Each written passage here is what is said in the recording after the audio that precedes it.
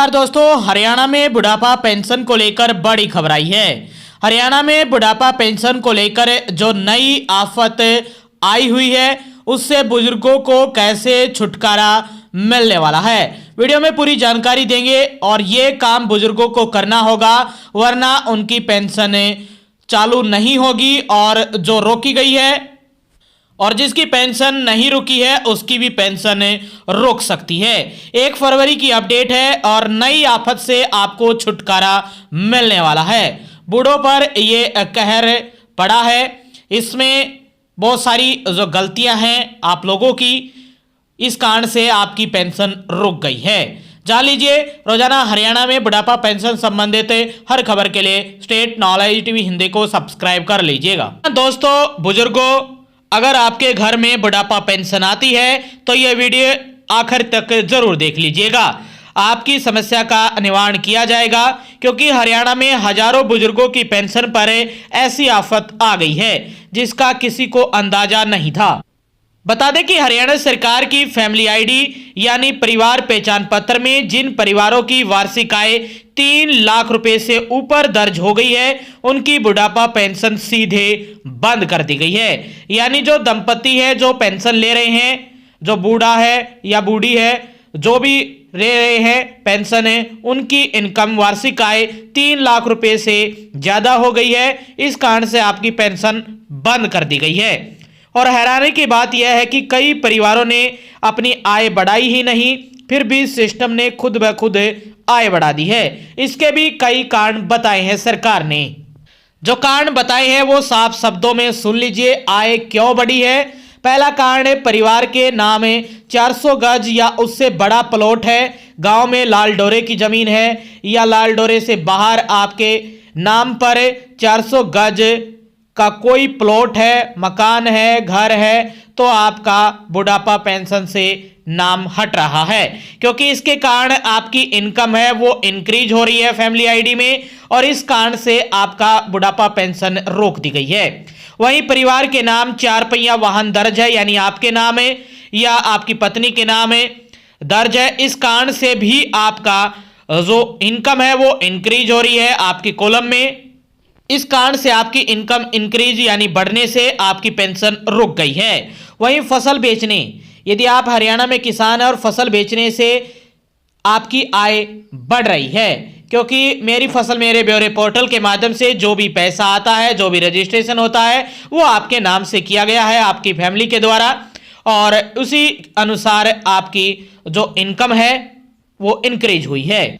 घर का कोई भी सदस्य, यदि आप, आपकी पत्नी तो इनकम टैक्स भरते हैं तो उससे भी आपकी जो बुढ़ापा पेंशन है वो रुक गई है। बिजली का बिल यदि अचानक बहुत ज़्यादा आ गया है और वो आप भरते हैं तो आपकी इनकम बहुत ज़्यादा हो गई है 3 लाख से, इस कारण से भी आपकी पेंशन रोकने का काम कर दिया है सरकार ने। ये सारा का सारा काम है वो फैमिली आईडी के माध्यम से किया गया है। फैमिली आईडी से ही ये जी का जंजाल बना है बुढ़ापा पेंशन, और जो जी का जंजाल है, जो आफत आई हुई है, उसका छुटकारा भी ये फैमिली आईडी ही दिलाएगी बुजुर्गों को। ज़्यादा कुछ करने की ज़रूरत नहीं है, बताएंगे क्या करना है। इन वजहों से फैमिली आईडी में आय बढ़ी है और सीधा असर सबसे ज़्यादा बुढ़ापा पेंशन, विधवा पेंशन, दिव्यांग पेंशन, समाज कल्याण विभाग की जो पेंशनें हैं उन पर सबसे ज़्यादा असर पड़ा है। और इन पेंशनों में से भी सबसे ज़्यादा असर बुजुर्गों पर पड़ा है। जो 3,000 रुपये पेंशन ले रहे हैं बुजुर्ग, बुढ़ापा पेंशन ले रहे हैं, उन पर सबसे ज़्यादा असर देखने को मिला है। अब आपके मन में सवाल है कि क्या हमारे माता पिता या हमारा भी बुढ़ापा पेंशन से नाम कटने वाला है अगले लिस्ट में? तो ये इस सवाल का जवाब है नहीं, ऐसा नहीं होगा। यदि आप ये कंडीशन जो सरकार ने लगाई हैं कि ये आपके पास नहीं होना चाहिए, यदि वो आपके पास नहीं है तो आपका बुढ़ापा पेंशन में नाम नहीं कटेगा। अब बात कर लेते हैं सबसे ज़रूरी बात कि इस जो आफत आई हुई है, गले में फंसी हुई है बुजुर्गों के, इससे कैसे छुटकारा मिलने वाला है। राहत की खबर है, हाँ दोस्तों, इस आफत से छुटकारा मिलने वाला है, लेकिन अपने आप ये छुटकारा नहीं मिलेगा, आपको ये काम करना पड़ेगा। बुढ़ापा पेंशन दोबारा चालू कैसे होगी, इसके कई कारण हैं और इन्हीं तरीकों से आप की जो पेंशन है वो शुरू होगी। सबसे पहले अपनी फैमिली आईडी की आय जरूर चेक करें। सबसे पहले आप कॉमन सर्विस सेंटर पर जाएंगे, वहां अपनी नई फैमिली आईडी निकलवाएंगे और उस फैमिली आईडी में चेक करेंगे कि आपकी इनकम बढ़ गई है 3 लाख से ज्यादा, इस कारण से आपकी पेंशन रोकी गई है। अगर आय गलती से बढ़ गई है यानी 3 लाख से ज्यादा हो गई है, आपने इनकम नहीं बढ़वाई है, न ही आपके पास कोई ऐसा सोर्स है जिसमें 3 लाख से ज्यादा की आप आय यानी आमदनी कमा रहे हैं साल की, तो उसमें आप करेक्शन करवा लीजिए। करेक्शन करवाएंगे, ग्रीवेंस लगाएंगे, तो उसके बाद वेरिफिकेशन होगी कमेटियों के द्वारा। उसमें आपका डिक्लेयर्ड जो आपके द्वारा की गई है वो आएगी पहले। उसके बाद जब विभाग में जो भी लोकल कमेटियां बनाई गई हैं, जिनको भी काम दिया गया है आय वेरिफिकेशन का, उनके द्वारा आपकी इनकम आपकी फैमिली आईडी में वेरीफाइड की जाएगी।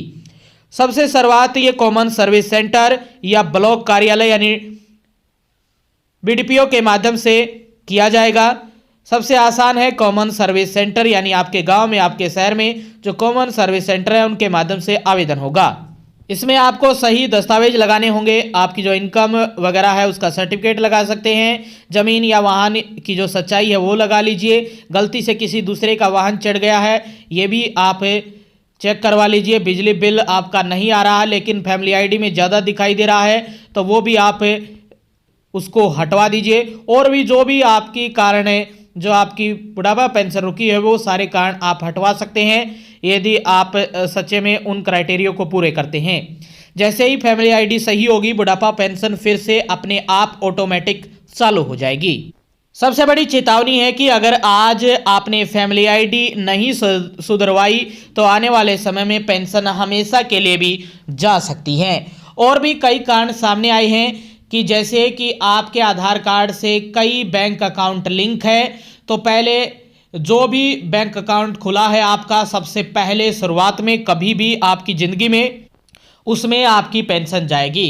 चाहे अभी किसी भी अकाउंट में आपकी पेंशन आ रही थी तो ये भी डाटा मिसमैच हुआ है कि जो पहले आपका बैंक अकाउंट था, आधार कार्ड से लिंक था, उसी में आपकी पेंशन आ रही है। तो यदि वो बैंक खाता बंद हो गया था तो उसको दोबारा से चालू करवा लीजिए या पूरी तरह से बैंक में जाकर उसको हटवा दीजिए।